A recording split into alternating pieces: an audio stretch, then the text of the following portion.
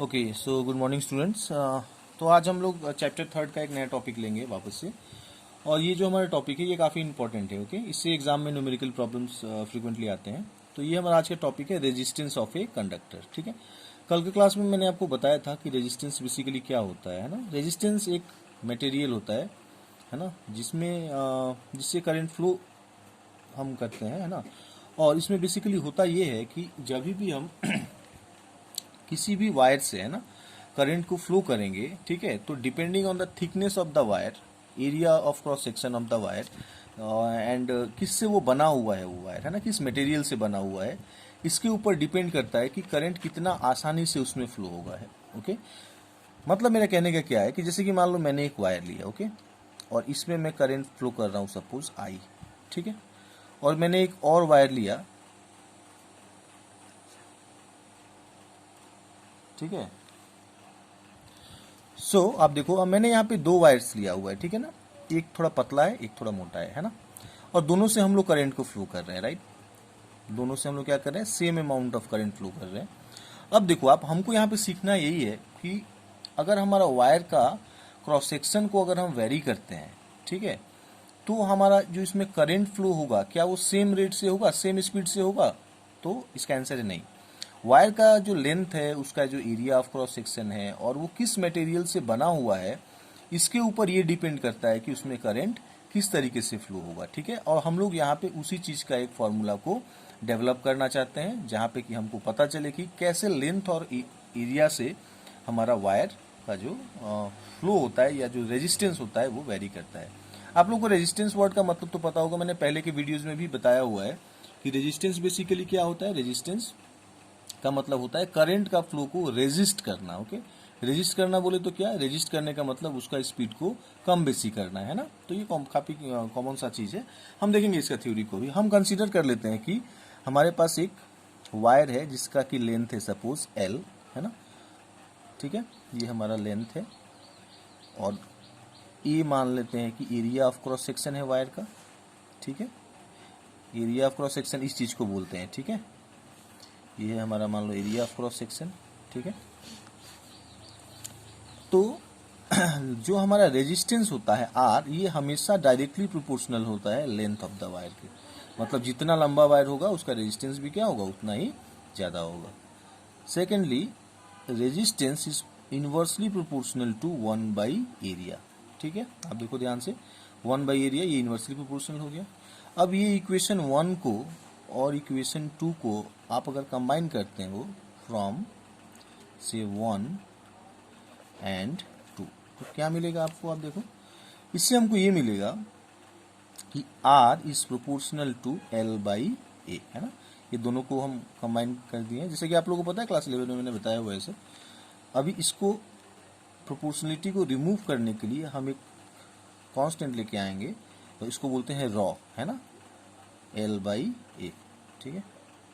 ये डेंसिटी वाला रॉ है, ठीक है, लेकिन यहाँ इसको डेंसिटी नहीं बोलेंगे, यहाँ पे इसको हम रेजिस्टिविटी बोलेंगे, ठीक है। तो यहाँ पे रॉ हमारा क्या है, रॉ है हमारा रेजिस्टिविटी ऑफ ए मटेरियल, ठीक है, रेजिस्टिविटी ऑफ द मटेरियल। देखो आप एक चीज ध्यान से, मैंने अभी ये टॉपिक जब स्टार्ट किया तो आपको बताया था कि रेजिस्टेंस जो वायर का होता है वो 3 चीजों पे डिपेंड करता है ना। ऐसे डिपेंड तो ये और भी बहुत सारी चीजों पे करता है, फिलहाल इस टॉपिक के अंदर हमको जो पढ़ना है उसमें हम लोगों ने देखा कि ये लेंथ पे डिपेंड करता है, एरिया ऑफ क्रॉस सेक्शन पे डिपेंड करता है, और थर्ड मैंने बताया कि ये किस मटेरियल से बना हुआ है वायर, है ना।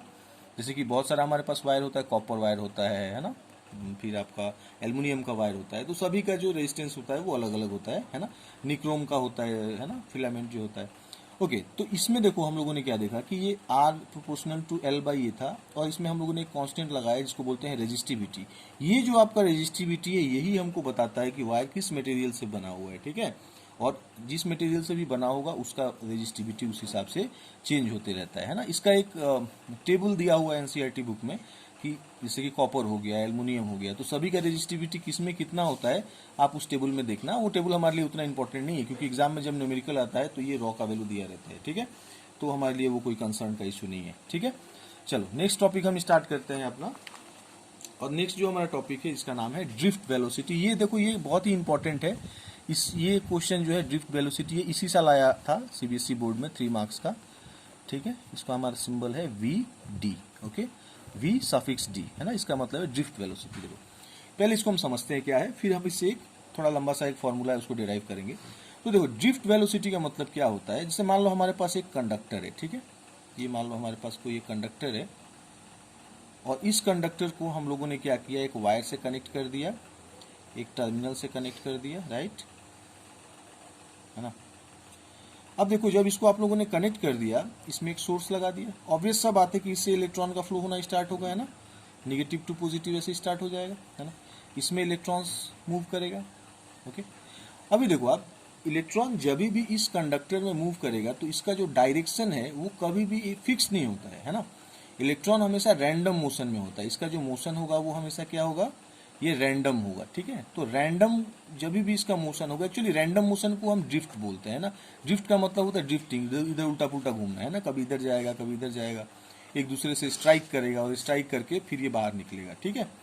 अब देखो इसमें हो क्या रहा है ना, जब भी इलेक्ट्रॉन एक दूसरे से स्ट्राइक करेगा, जैसे कि मान लीजिए ये इलेक्ट्रॉन इसके साथ आके स्ट्राइक किया, क्योंकि जब मैंने आपको बताया था फर्स्ट इसका जो करंट इलेक्ट्रिसिटी का फर्स्ट चैप्टर था कि कभी भी एक इलेक्ट्रॉन का फ्लो होने से करंट प्रोड्यूस नहीं होता है, हमारे पास नंबर ऑफ इलेक्ट्रॉन्स होता है, ठीक है। तो यहाँ पे क्या है, N number of electrons move हो रहा है और एक दूसरे से स्ट्राइक कर रहा है, ठीक है। अभी देखो आप, जब भी ये दूसरे से स्ट्राइक करेगा तो बहुत सारा है, तो इसका डायरेक्शन चेंज होगा, है ना, इधर जाना चाहेगा इधर जाना चाहेगा। और इलेक्ट्रॉन का एक और भी प्रॉपर्टी होता है कि जब ये इलेक्ट्रॉन इसके साथ स्ट्राइक करेगा तो स्ट्राइक करने के बाद ये तुरंत, जब एक दूसरे को ये धक्का मारेगा तो ये तुरंत अलग नहीं होगा, है ना, ये बहुत ही कम टाइम तक, है ना, एकदम माइन्यूट टाइम तक ये एक दूसरे के साथ स्टिक होकर रहेगा और फिर अलग होता है ना। तो जितना टाइम तक ये एक दूसरे के साथ स्टिक होकर वापस जब रिटर्न होगा, ठीक है, तो उस चीज को हम बोलेंगे रिलैक्सेशन टाइम, है ना, ठीक है। तो इसमें छोटा छोटा बहुत सारा टॉपिक है, फिलहाल हम देखेंगे सिर्फ ड्रिफ्ट वेलोसिटी को। और चलो इसके लिए हम एक फॉर्मूला स्टार्ट करते हैं डिराइव करना। अगर हम कंसीडर करते हैं कि इसमें हम लोगों ने सोर्स लगाया है V और इस कंडक्टर का लेंथ है सपोज L, ठीक है। तो देखो हम लोगों ने सेकेंड चैप्टर में एक फॉर्मूला डिराइव किया था E इक्वल टू V/D, ये फॉर्मूला आप देखना, ये फॉर्मूला मैंने आपको दिया है पहले भी। ये E हमारा इलेक्ट्रिक फील्ड है, V हमारा इलेक्ट्रिक पोटेंशियल है ना, ये हमारा E क्या है, E हमारा है इलेक्ट्रिक फील्ड, ठीक है, और V हमारा क्या है, V है हमारा इलेक्ट्रिक पोटेंशियल, राइट, और D हमारा क्या होता है, डिस्टेंस होता है ना। तो यहाँ पे हमारा कंडक्टर जो है, कंडक्टर का जो लेंथ है वो हम लोगों ने L कंसीडर किया है, तो इसको हम लिखेंगे E इक्वल टू V/L, ठीक है, E इक्वल टू V/L। चलो अभी आगे देखते हैं। अभी देखो हमारा एक और भी फॉर्मूला है, हम लोगों ने फर्स्ट चैप्टर में पढ़ा था, E इक्वल टू F/Q, है ना, electric field is force per unit charge, ठीक है। अब देखो यहाँ पे क्या होगा, यहाँ पे हम लोग क्या करेंगे, F को लिखेंगे E इंटू Q, लेकिन जो हमारा Q है इसको हम लिखेंगे स्मॉल ई, क्यों, चूंकि हम लोग Q हमारा क्या होता है, चार्ज होता है, और चार्ज के लिए हम लोगों ने यहाँ क्या कंसीडर किया है, इलेक्ट्रॉन कंसीडर किया है। तो हम लिख सकते हैं F equal to E into E, ठीक है। अब देखो इसमें हम क्या करते हैं, एक माइनस साइन लगा सकते हैं, ये आपके ऊपर है, चाहो तो माइनस साइन लगा भी सकते हो और नहीं भी लगा सकते हो। माइनस साइन लगाने का मतलब क्या होता है, माइनस साइन लगाने का मतलब ये होता है कि जो करंट का डायरेक्शन है और इलेक्ट्रॉन का जो डायरेक्शन है वो क्या होता है, हमेशा उल्टा डायरेक्शन में होता है, इसलिए हम यहाँ पे एक माइनस साइन लगाते हैं, ठीक है, ओके। या इलेक्ट्रिक फील्ड का भी डायरेक्शन और इलेक्ट्रॉन का डायरेक्शन अपोजिट होता है, इसलिए हम इसको ऐसे कर सकते हैं। अब देखो आप, F का वैल्यू हो गया E इंटू ई, है ना, E इक्वेशन 1 कर लो, और हमको पता है Newton second law of motion, force equal to ma, इसको 2 कर लेता हूँ। फोर्स इक्वल टू ma क्यों रखा है, क्योंकि हमारे यहाँ पे इलेक्ट्रॉन का मोशन हो रहा है, जहाँ भी मोशन होता है फोर्स इक्वल टू ma हम यूज कर सकते हैं। अब देखो फ्रॉम 1 and 2 हम क्या लिख सकते हैं, ma equal to E into E, है ना, यहाँ से हमको मिल जाएगा एक्सेलरेशन का वैल्यू, ये हो जाएगा minus E into E divided by m, ठीक है। तो ये हो गया हमारा एक्सेलरेशन का वैल्यू। अब देखो आप, जैसे कि मैंने आपको बताया था कि हम लोगों ने जो कंडक्टर लिया था उसमें एक इलेक्ट्रॉन तो है नहीं, उसमें n नंबर ऑफ इलेक्ट्रॉन है, n नंबर ऑफ इलेक्ट्रॉन्स यहाँ पे है। अब देखो चूंकि यहाँ पे n नंबर ऑफ इलेक्ट्रॉन्स है तो सभी का वेलोसिटी जो है और सभी का इनिशियल और फाइनल वेलोसिटी है वो क्या होगा, थोड़ा बहुत डिफरेंट हो सकता है, मैंने बताया था आपको थोड़ी देर पहले, ठीक है। तो इसके लिए हम लिख सकते हैं, यहाँ देखो आप, लेट द वेलोसिटीज है ना आर u1 u2 u3, ये इनिशियल वेलोसिटी है, ठीक है, और ये हमारा इनिशियल वेलोसिटी है, ठीक है, और फाइनल वेलोसिटी ये कंसीडर कर लेते हैं v1 v2 dot dot dot vn, ठीक है। आपको पता है v को हम फाइनल वेलोसिटी कंसीडर करते हैं, u को इनिशियल कंसीडर करते हैं, तो हम फॉर्मूला लिख सकते हैं v1 equal to u1 plus a t1 है ना। सिमिलरली v2, देखो ये फर्स्ट इलेक्ट्रॉन के लिए हम लोगों ने लिखा है initial velocity final velocity, acceleration को सेम कंसीडर किया है, टाइम t1 है ना। v2 equal to u2 plus a t2, v3 equal to u3 plus a t3, वैसे हम n नंबर ऑफ इलेक्ट्रॉन्स के लिए लिख सकते हैं, और ये हमारा ऐसे ही जाएगा, जितना भी इलेक्ट्रॉन्स होगा सबके लिए उसका पहला वाला का फाइनल वेलोसिटी v1, दूसरा वाला का फाइनल वेलोसिटी v2, वैसे ही पहला वाला का इनिशियल वेलोसिटी u1, दूसरा का इनिशियल वेलोसिटी u2, और इसी ऑर्डर में ये चलते जाएगा, है ना। अब देखो आप, जो हमारा ड्रिफ्ट वेलोसिटी होता है, हमको तो निकालना है ड्रिफ्ट वेलोसिटी का फॉर्मूला, है ना।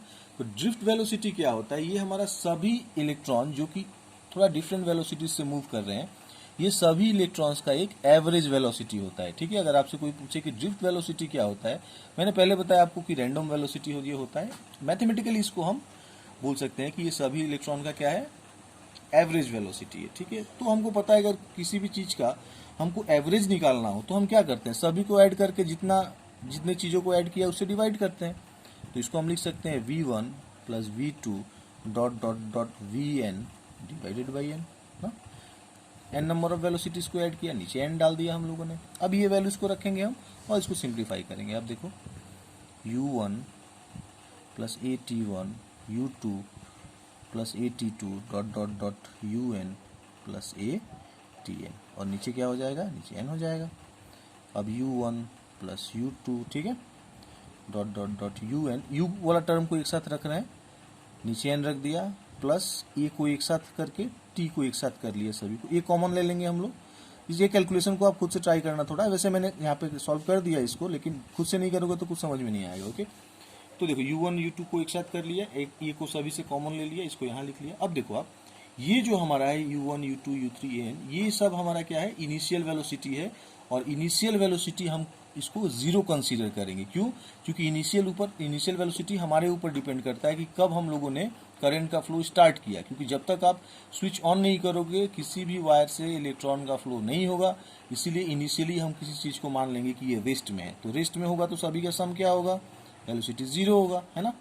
और ये देखो t1 t2 tn divide by n, ये जो हमारा चीज है ना, ये हमारा सभी टाइम है, राइट। और हमको पता है कि बहुत सारा टाइम, मान लो टाइम t1 t2, किसी भी टाइम को, है ना, बहुत सारा टाइम का सम को अगर हम ऐड करेंगे फिर उसको किसी नंबर से डिवाइड करेंगे तो हमको रिजल्टिंग वैल्यू जो मिलेगा वो एक टाइम के टर्म में ही मिलेगा हमको, ठीक है। तो ये जो हमारा टाइम है, ये एक्सेलरेशन को मैंने ऐसे ही लिख लिया, और ये पूरा जो है इसको मैंने कंसीडर कर लिया, इसका एक वैल्यू टाउ, ठीक है। मतलब क्या हुआ, टाउ का वैल्यू क्या हो जाएगा, t1 plus t2 dot dot dot tn divided by n, और इसी चीज को हम बोलते हैं रिलैक्सेशन टाइम। अभी थोड़ा देर पहले मैंने आप लोगों को बताया था रिलैक्सेशन टाइम क्या होता है, ठीक है, आप वीडियो में देखना ध्यान से।